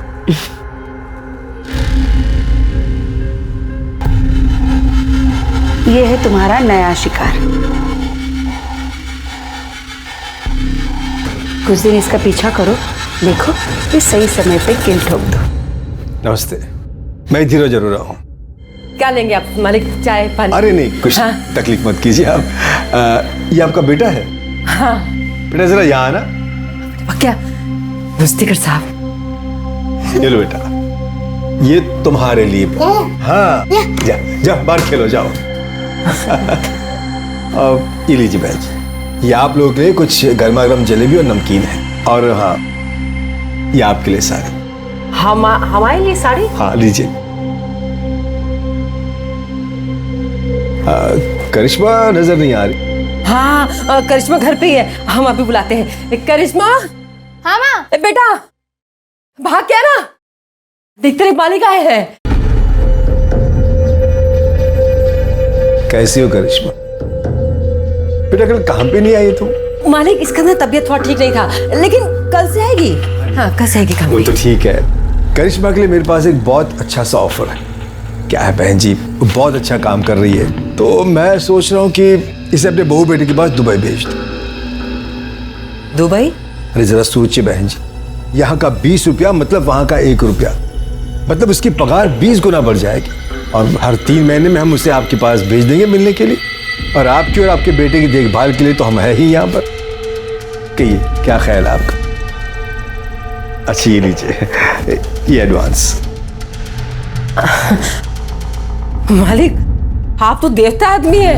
ऐसा कुछ नहीं। करिश्मा, ये तो किस्मत है, इतने अच्छे आदमी के काम करने को मिला।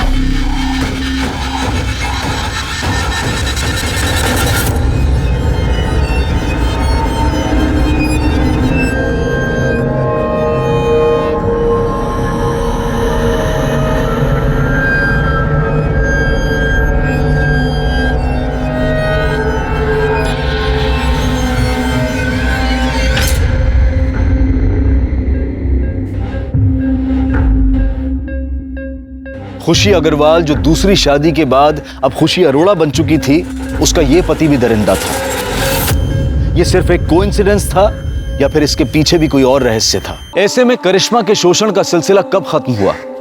खुशी और वैशाली को करिश्मा के साथ हो रहे अत्याचार का पता चला भी या फिर नहीं?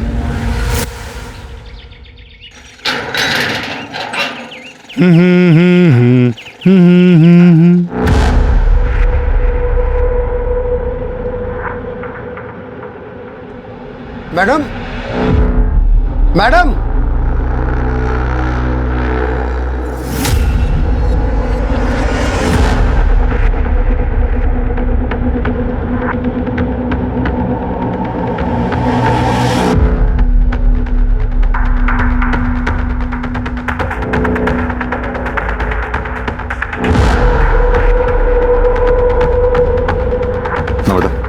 चेक करो, देखो आप। आप काफी स्वेलिंग है, हो सकता है जोर से वार किया। टेरेस और बिल्डिंग के आसपास अच्छी तरह से छानबीन करवाओ, देखो कुछ मिलता है क्या। अगर कातिल ने कत्ल यहाँ किया है तो हो सकता है मर्डर वेपन यहीं कहीं उछाल के फेंका हो। सर, आप लोगों में सबसे पहले किसने देखा भाई? सर मैंने। आपने बॉडी के आसपास कुछ देखा? नहीं सर, कुछ नहीं। आप लोगों में से कोई इसे पहचानता है क्या? नहीं सर। नमस्ते सर, मैं सोसाइटी का सेक्रेटरी हूँ। मैंने इन सब से बात कर लिया, मगर हम में से किसी ने इस लड़की को इस सोसाइटी में कभी नहीं देखा। एक बात बताइए, आपके सोसाइटी में सीसीटीवी काम कर रहे हैं? हाँ जी सर। हमें पिछले 2-3 दिन के सीसीटीवी फुटेज चाहिए होगी। मिल जाएंगे सर।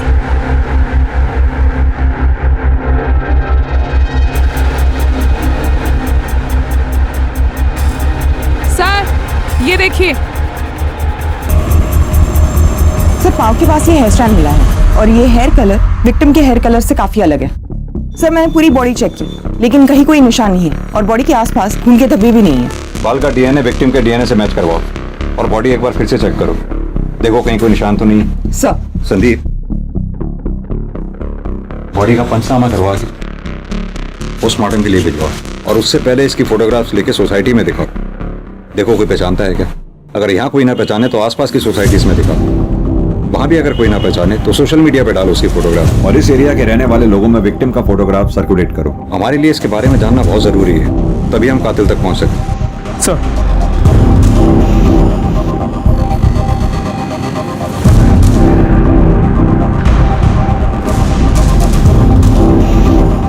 आप दोनों इसे पहचानते हो? नहीं।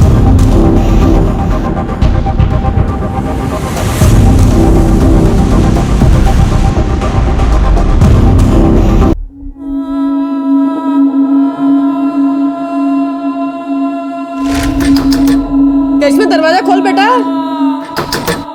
इसे खाना पीना छोड़ने से कोनो समस्या का हल नहीं निकलता। दीदी दीदी अगर तुम भी नहीं खाओगे तो हम भी नहीं खाएंगे। करिश्मा खोल दे बेटा।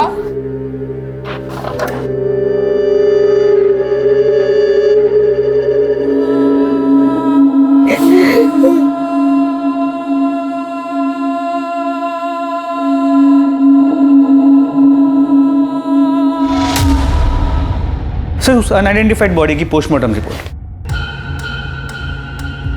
विक्टिम की मौत 13 तारीख को दोपहर 2:30 बजे से 4:30 बजे के बीच में हुई है, लेकिन इसकी इंफॉर्मेशन तो हमें अगले दिन 14 तारीख को सुबह 8 बजे मिली। कुछ समझ में नहीं आ रहा, भरी दोपहर में टेरेस पे मर्डर। सर ये बिलीवेबल नहीं लग रहा। मैंने सीसीटीवी फुटेज भी चेक किया लेकिन कुछ सस्पिशियस नहीं मिला। विक्टिम की मौत सिर पर कोई भारी चीज लगने की वजह से हुई है। संदीप, इतना तो तय ये एक्सीडेंट का मामला नहीं है। सर मैंने टेरेस, कैंपस, आसपास की बिल्डिंग्स पे भी चेक किया लेकिन कुछ ऐसा नहीं मिला जिससे हम मर्डर वेपन कह सकें। विक्टिम प्रेग्नेंट थी तकरीबन 5 महीने। सर बॉडी देखकर तो ऐसे नहीं लग रहा था। सर विक्टिम की बॉडी पे जो हेयर स्टैंड मिला था उसका डीएनए विक्टिम से मैच नहीं करता है सर, ये देखिए। यादव जी एक काम कीजिए, सोसाइटी में उस दिन 2 बजे से लेकर 5 बजे के बीच में जिन जिन लोगों की भी मूवमेंट हुई है सीसीटीवी कैमरा में उन सबको आइडेंटिफाई करो, पता लगाओ क्या उनमें से कोई भी विक्टिम के साथ कनेक्टेड था। Okay sir. सर उस बिल्डिंग में जितने भी लोग एक्सक्यूज मी सर, मैं कम? जी आइए। सर मेरा नाम आलोक, मैं आपसे एक जरूरी बात शेयर करना चाह रहा हूँ। प्लीज बैठिए पहले आप। जी थैंक यू सर। बताइए क्या जरूरी बात शेयर करनी है आप? ये जो लड़की है, मैं इस लड़की को जानता हूँ सर। इस लड़की का नाम वीरिंदा चौहान, और सर ये मेरे वहां मेड का काम करती थी। सर वो इसने मुझे अपने सेक्स के जाल में फंसाकर मुझसे 5 लाख रुपए ब्लैकमेल के तौर पर रैंठे थे। आलोक जी, कहीं ऐसा तो नहीं कि विक्टिम के पेट में आप ही का बच्चा था? मैं तो उस लड़की से 1 महीने पहले ही मिला था। आप इस वृंदा चौहान के कांटेक्ट में आए कैसे? मेरे घर के लिए एक मेड की जरूरत थी तो मैंने मेड एजेंसी वालों को फोन किया। सहेली नाम की एक मेड एजेंसी थी, उन्होंने मेरा नंबर ये वीरिंदा चौहान को दिया था। आप अपना कांटेक्ट नंबर? जी। वृंदा चौहान का कांटेक्ट नंबर और वो जो एजेंसी का नाम बताया आपने, इसका कांटेक्ट नंबर नम्रता को लिखवा दीजिए। नम्रता जी नंबर ले लो इनसे, आप जा सकते हैं। सर ये आलोक खुद होके आया तो है लेकिन इसकी हर बात पे हम विश्वास नहीं कर सकते। कहते तुम सही रहे हो संदीप, ये वृंदा चौहान के कॉल रिकॉर्ड्स और उसके लोकेशन रिकॉर्ड्स निकलवाओ और जिस एजेंसी के बारे में ये आलोक बता रहे थे सहेली, वहां जाकर वृंदा चौहान के बारे में पता करो। सर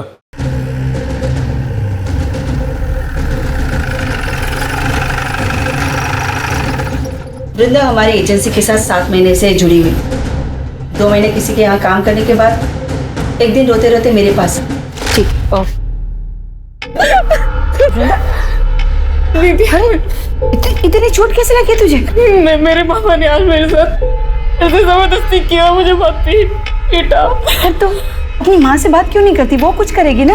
मेरे पापा मुझसे बहुत नाराज है। उन्होंने उन्होंने मुझे घर से निकाल दिया है।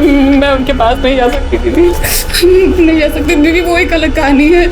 हम दोनों पुलिस के पास चलते हैं, पुलिस को बता दे। नहीं नहीं दीदी, पुलिस की बात करें तो मामा मुझे घर से निकाल देगा, मेरे पास रहने का कोई ठिकाना नहीं है। रोना बंद कर और ये बता कि तू मुझसे क्या चाहती? मामा ने बोला था कि उसको पैसे ला के दूंगी ना तो वो मुझे छुएगा नहीं। दीदी कोई ऐसा जुगाड़ बता दो जिससे कम समय में ज्यादा पैसे कमा सको, क्योंकि अगर ऐसा ही चलता रहा तो या तो मेरा मामा मुझे मार देगा या मैं अपनी जान ले लूंगी। फिर मैंने उसे ऐसे लोगों के यहाँ काम करने का आइडिया दिया। वो क्या है ना साहब कि 2 पैसे एक्स्ट्रा भी मिल जाते हैं। मुझे उन सारे लोगों के नंबर चाहिए जिनके घर पे वृंदा ने काम किया था। हो सकता है उन्हीं में से कोई वृंदा के होने वाले बच्चे का बाप हो और उन्हीं में से किसी ने उसे मारा हो।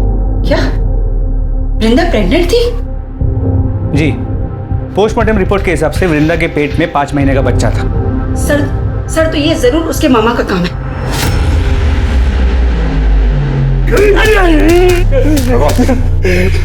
जनाब, जितना मारना मार लो जनाब, मैं सच कहता हूँ, मैंने इंदिरा के साथ जबरदस्ती जरूर की जनाब, लेकिन मैंने उसका खून नहीं किया। जबरदस्ती की? जनाब, जैसे तू जबरदस्ती कर रहा है, इसे जबरदस्ती नहीं रेप कहते हैं। बता, 13 तारीख को दिन में 2:30 बजे से लेकर 5:30 बजे तक कहाँ था तू? जनाब, उस दिन मैं ट्रक में सामान लेके हरिद्वार गया था। आप चाहो तो सिंह कंपनी में फोन करके पूछ लो। आइए जनाब। हमें सिखाएगा तू? वो जब इंदिरा जिन बुड्ढों को चूना लगाती थी उनमें से किसी ने मारा होगा जनाब।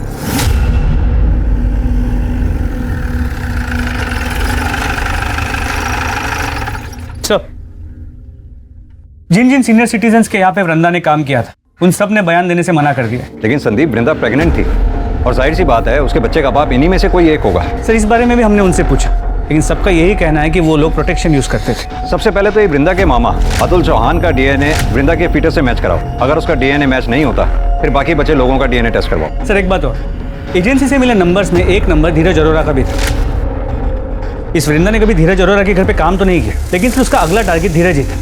पर हमें वृंदा की बॉडी भी धीरज की बिल्डिंग से ही मिली है। सर, हमने उन दोनों से फिर से पूछताछ की, लेकिन उन्होंने वृंदा को पहचानने से साफ मना कर दिया। मुझे वो 13 तारीख की सीसीटीवी फुटेज दोबारा चेक करेंगे। सर, ये देखिए, 3:30 बजे वृंदा चौहान बिल्डिंग में घुसती है। एक मिनट, नम्रता पॉज करना, जूम करना जरा। खुशी अग्रवाल। सर, आप इसे जानते हैं? तुमने इससे पूछताछ की थी? जी सर, इनके हस्बैंड से भी पूछताछ की थी, लेकिन दोनों ने इसे पहचानने से मना कर दिया। हस्बैंड? जी सर, धीरज अरोरा।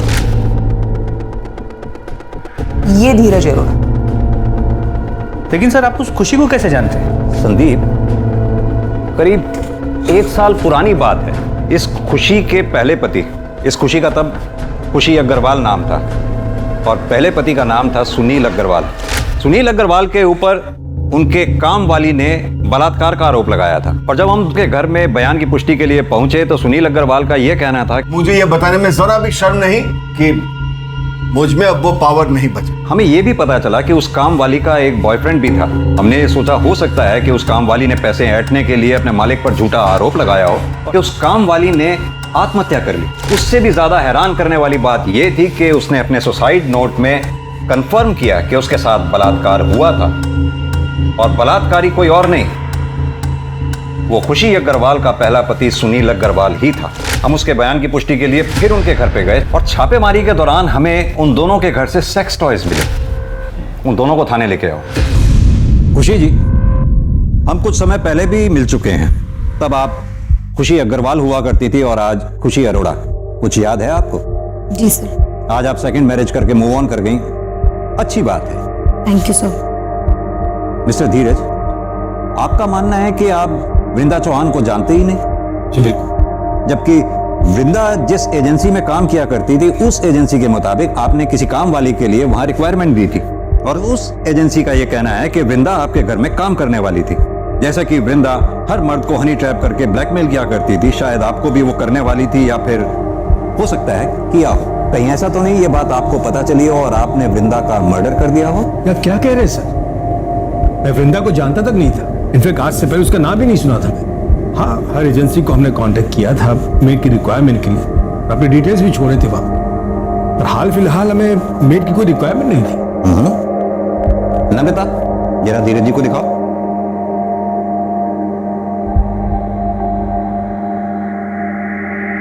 मिस्टर धीरज, कल आप अपने ऑफिस से 4 बजे घर लौट कर आए और फिर आधे घंटे बाद अपने घर से चले गए, जबकि हमने पता किया है कि आप अपने ऑफिस से रोजाना 7 बजे के बाद निकलते हैं। सर वो मैं अपने कुछ फाइल्स भूल गया था, इंपॉर्टेंट थे, इसलिए पर्सनली लेने आ गया था घर। और खुशी जी, आप कल अपने घर से 3:45 पे निकली और ठीक 10 मिनट बाद 3:55 पर घर लौट कर आ गई।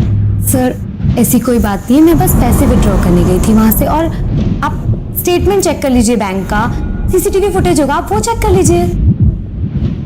खुशी जी, ये एक अजीब सा इत्तेफाक नहीं है? 1 साल पहले भी जब हम मिले थे तब भी जुर्म आपके इर्द गिर्द ही हुआ करते थे और आज भी ठीक वही सिचुएशन है। सर इसे मेरी बुरी किस्मत समझ लीजिए या फिर कोइंसिडेंस। ठीक है, फिलहाल आप दोनों जा सकते हैं। Thank you.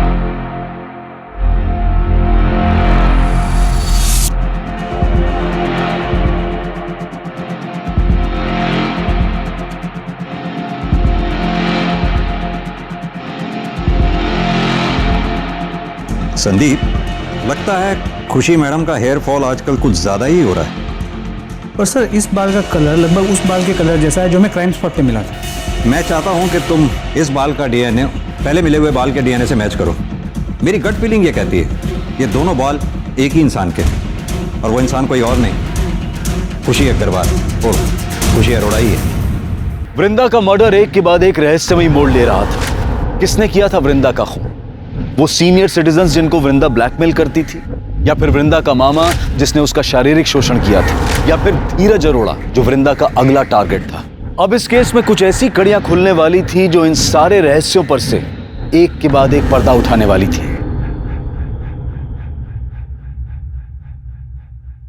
सर, वृंदा के मामा अतुल चौहान का डीएनए वृंदा के पेट की फीटस के डीएनए के साथ मैच करता है। रिपोर्ट।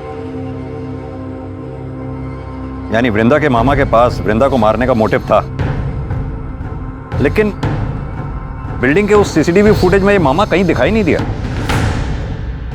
वृंदा की बॉडी के पास जो हेयर स्टैंड मिला था उसके डीएनए रिपोर्ट का क्या हुआ? वो नम्रता लेके आ रही है। सर, वृंदा की बॉडी के पास जो हेयर स्टैंड मिला उसका डीएनए खुशी के डीएनए से 100% मैच करता है। ये देखिए। ये खुशी शक्ल से जितनी भोली दिखती है उतनी भोली है नहीं। एक काम करो, ये खुशी के घर का सर्च वारंट निकालो। सर, मैं वही चेक कर रहा हूँ, थोड़ी देर में फोन करता हूँ ना आपको। ओके। खुशी, मैं देखती हूँ। पूरे घर की अच्छे से तलाशी लो। सर, क्या हो रहा है सर? आप हमें अपना काम करने दीजिए।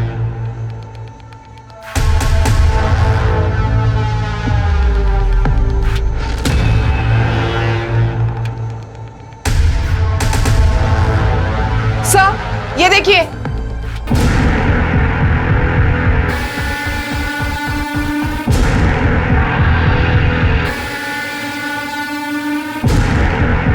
ये इस पिक में लड़की कौन है? यही रहती है? सर, हमने इसे अडॉप्ट किया है। पहले यही रहती थी, अब मेरे बेटे के साथ दुबई में रह रही है। नाम क्या है इस लड़की का? करिश्मा।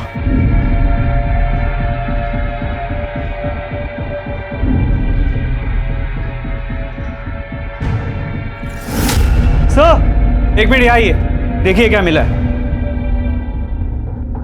सर, मर्डर वेपन तो नहीं मिला, लेकिन ये सब कुछ मिला है। पर सर, ये देखिए सर, ये सारा सामान बिल्कुल वैसा ही है जैसे आपने कहा था आपको खुशी के पिछले घर से मिला था। लेकिन वो सामान तो पुलिस ने जब्त कर लिया था।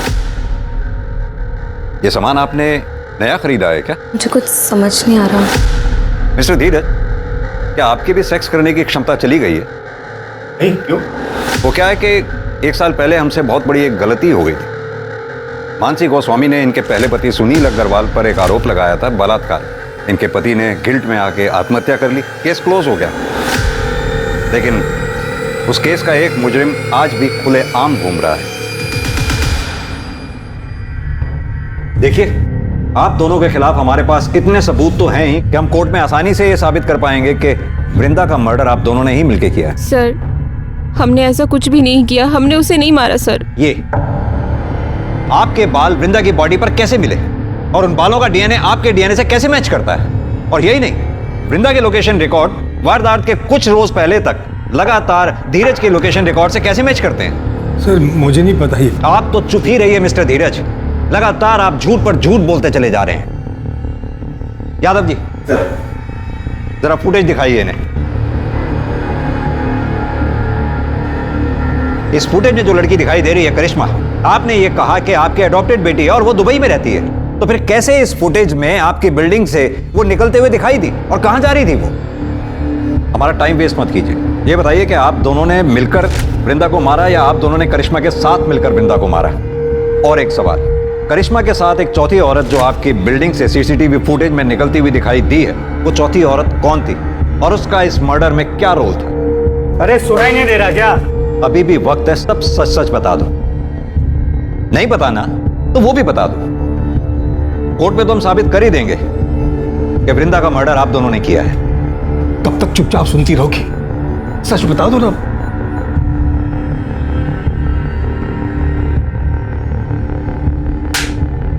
तुम्हारे पास फालतू का टाइम होगा, हमारे पास नहीं। बोलो।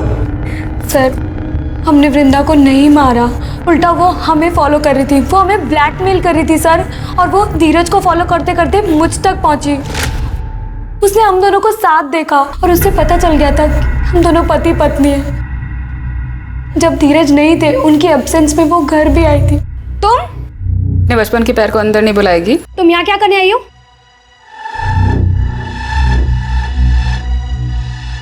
तुझसे इतना प्यार किया था, 9 साल पहले मुझे गांव में अकेला छोड़ा ही था।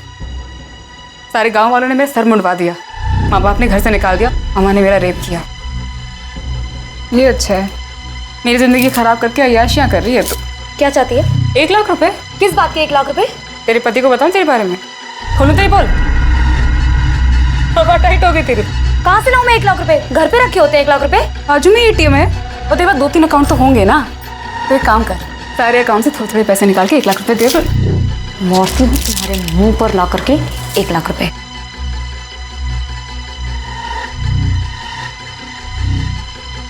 जब मैं वापस आई तो वो मरी हुई थी।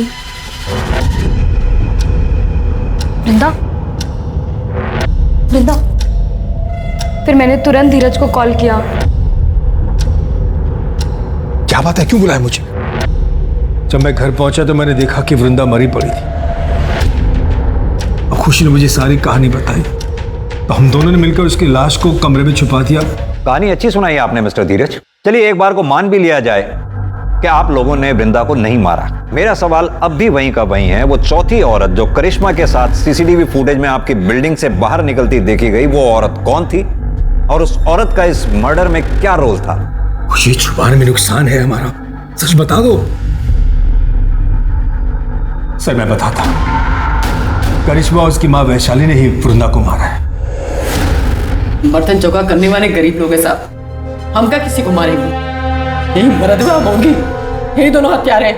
तो ये लोग का बस चलता ना तो हमारी करिश्मा को भी मार देते ये लोग। देखिए, आप जो भी कहना चाहती हैं साफ साफ कहें।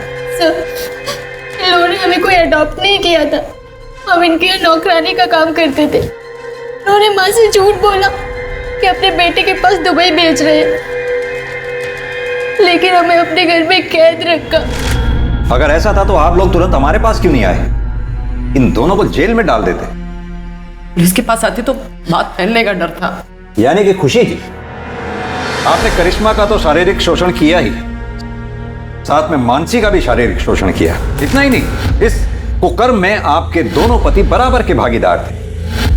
पहला पति सुनील अग्रवाल, वो आपको ये कुकृत्य करते हुए देखता था, और आपका दूसरा पति, ये बताइए कि वृंदा को क्यों मारा आप लोगों ने? हमने उसे नहीं मारा सर, यही दोनों ने मारा है। हम कैसे करेंगे उन लोगों का मर्डर? हम जब वहां पहुंचे, करिश्मा, करिश्मा, करिश्मा, जब हमको चुपके से फोन करके इन लोगों को सारा सच्चाई बताई, हम करिश्मा को लेने के लिए इन लोग के फ्लैट पे पहुंचे। करिश्मा तो औरत पहले से मर चुकी थी। झूठ बोल रही है ये दोनों। मैं मानती हूँ सर कि मैंने बचपन में उसे सताया होगा, लेकिन अब ऐसा नहीं था। मैं प्रायश्चित करना चाहती थी और इसीलिए ना मैं उसे पैसे देने चाहती थी सर, लेकिन इन दोनों माँ बेटियों ने मिलकर उसे पहले से ही मार दिया था। साहब प्रायश्चित करके ना इटालियन नौटंकी कर रहे, नौटंकी। सर ये झूठ। ये केस उलझता ही जा रहा था। इस रेप और मोलेस्टेशन केस में ये तीसरी मौत थी। पहले मानसी और सुनील का सुसाइड और अब वृंदा का मर्डर। क्या कातिल इन्हीं लोगों में से था या फिर कोई ऐसा जो अब तक पुलिस की नजर से बचा हुआ था? संदीप, हो ना हो कत्ल इन चारों में से ही किसी एक ने किया है।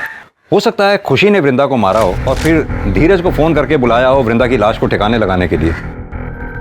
या फिर यह भी हो सकता है वृंदा के डर से खुशी ने धीरज को फोन करके बुलाया हो और उन दोनों ने मिलकर वृंदा को मार दिया हो। या फिर यह भी हो सकता है कि वैशाली घर में घुसी हो, करिश्मा के साथ भागने लगी हो और इसी दौरान वृंदा बीच में आ गई हो और वृंदा वैशाली के हाथों मारी गई हो। कुछ समझ नहीं आ रहा है संदीप। सर, वृंदा मर्डर केस में एक इंटरेस्टिंग चीज सामने आई है। सर, मैंने वारदात के एक दिन आगे पीछे की बिल्डिंग की सीसीटीवी फुटेज निकाली तो उसमें ये धीरज काला पॉलिथीन लेके जाते हुए दिखाई दे रहा है। देखने से तो उसका टिफिन लग रहा है। सर, मुझे भी ऐसा ही लगा था, इसलिए मैंने उसी वक्त की बिल्डिंग के आगे के रोड की सीसीटीवी फुटेज निकलवाई तो ये धीरज ये काला पॉलिथीन उस डस्टबिन के पास फेंक रहा था। नम्रता, एक काम करो, अपनी टीम में से किसी को भी इस स्पॉट पे इमीडिएटली भेजो। हो सकता है ये पॉलिथीन अभी भी वहीं हो। जी सर।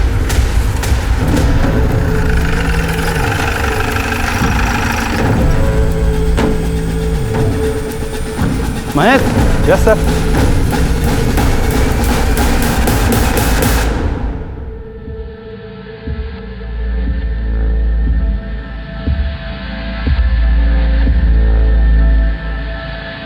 सर, ये बैग मैंने फेंका जरूर था। वृंदा को मैंने नहीं मारा सर, ना ही खुशी ने मारा। फिलहाल तो आप चारों में से जिसने भी वृंदा को मारा है बहुत जल्द पता चल जाएगा, क्योंकि हमारा फिंगरप्रिंट एक्सपर्ट उस गुलदस्ते की जांच पड़ताल में लगे हुए हैं।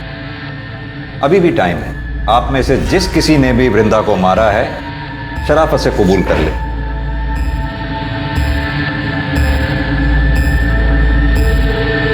सर, खून हमने किया है।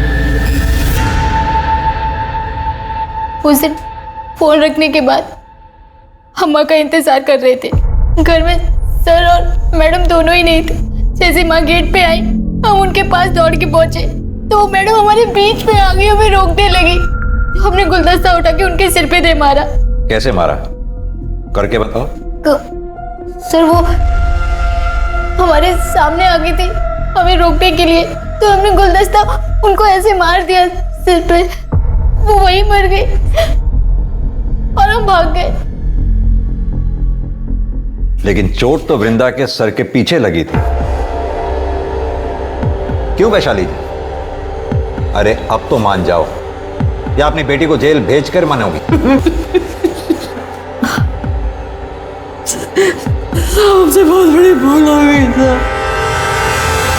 हम जैसे ही दरवाजे की घंटी बजाते देखा तो दरवाजा पहले से खुला हुआ था। सोफे पे एक औरत बैठी थी। हमको लगा खुशी मैडम है। हमारी नजर फूलदान पे पड़ी और इसीलिए हम करिश्मा को बलात्कार का केस लिखवाने के लिए पुलिस थाने नहीं आए। बिना देखे सुने, बिना सोचे समझे कुछ भी करने से पल भर में जीवन बिगड़ जाता है। जरा सा भी समझदारी से काम लिया होता तो अपराधी बनने से बच जाती। आज की तारीख में हमारे देश में समलैंगिक रिश्ते में होना कोई जुर्म नहीं है। अब तो कानून भी पास हो चुका है जो LGBT कम्युनिटी को मान्यता देता है। लेकिन अगर कोई भी रिश्ता हवस की आड़ में जोर जबरदस्ती से बनाया जाए तो वो जुर्म है। खुशी की दरिंदगी का शिकार ना सिर्फ मानसी, वृंदा और करिश्मा हुई, बल्कि खुशी की हिरासत के बाद और भी कई लड़कियां सामने आईं। और इस सीरियल रेप और मोलेस्टेशन के लिए खुशी के साथ साथ उसके पार्टनर्स को भी सजा दी गई। ये केस दर्शाता है कि समाज के दरिंदों की कोई शक्ल नहीं होती, कोई जेंडर नहीं होता। लेकिन ऐसे कई केस रोके जा सकते हैं अगर सही समय पर पुलिस को इसकी सूचना दे दी जाए। हमें बस चौकन्ना और सतर्क रहने की जरूरत है। अब मैं अनूप सोनी आपसे विदा लेता हूं। फिर मुलाकात होगी क्राइम पेट्रोल सतर्क के ब्लैक हेडलाइंस अध्याय में एक और नए केस के साथ। और याद रखें, क्राइम और आपके बीच में सिर्फ इतना फर्क है कि आप कितने सतर्क हैं। सतर्क रहें, सुरक्षित रहें। जय हिंद। क्राइम पेट्रोल्स के और भी दिलचस्प कहानी देखने के लिए हमारे चैनल को सब्सक्राइब करें और बेल आइकॉन दबाना न भूलें।